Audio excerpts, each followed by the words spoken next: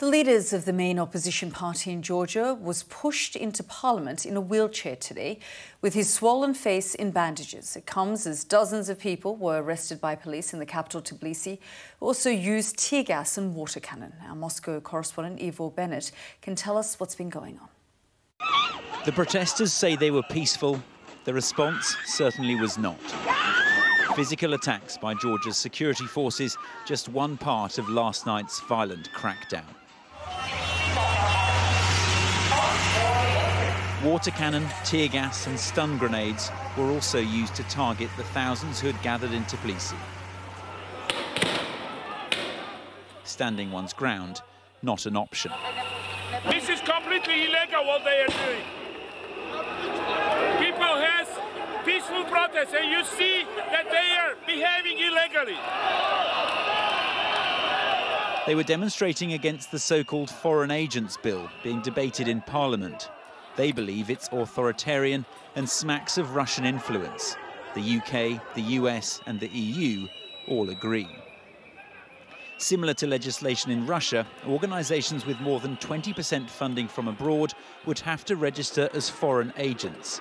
Supporters say it'll protect Georgian sovereignty, but critics fear it'll stifle dissent. We had it in Hungary, passed by Orban, that caused the elimination of the civil society, shutting down the NGOs, free media. Lots of people from those organizations simply left the country, and now Russia is basically free from most of the NGOs or opposition-minded groups exactly because of this law.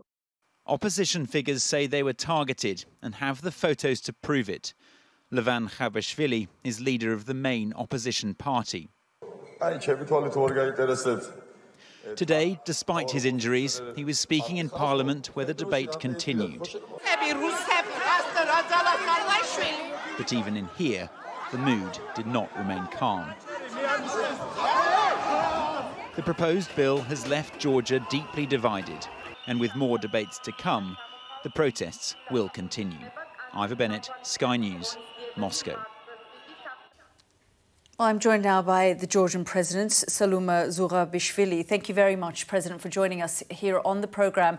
It's horrific to see these images of the violence used against the protesters, especially against some of these opposition figures. Yeah, against some of the opposition figures, against the youth.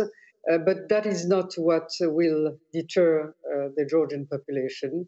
It's a long fight that Georgia has until now won many times against Russian domination.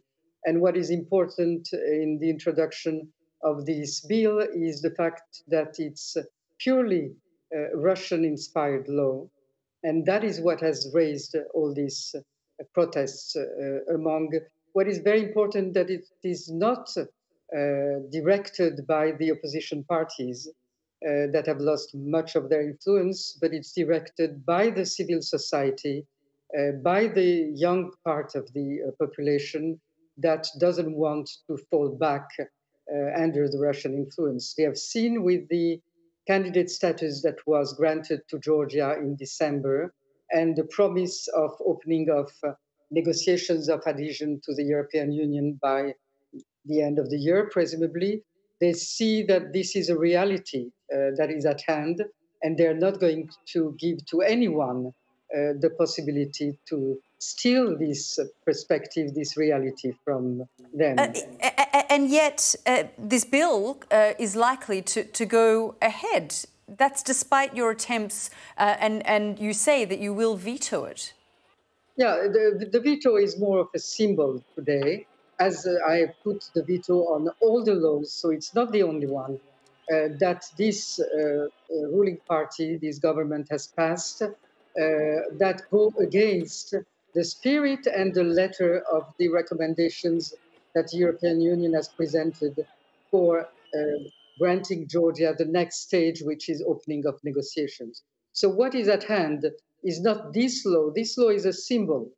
What is at hand is the decision, the choice, the existential choice that Georgia will have to make by the time of the elections of Europe or Russia.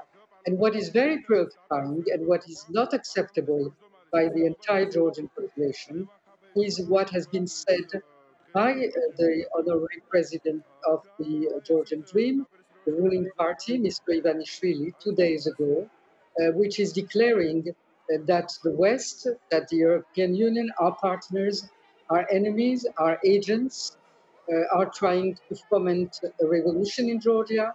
That is exactly...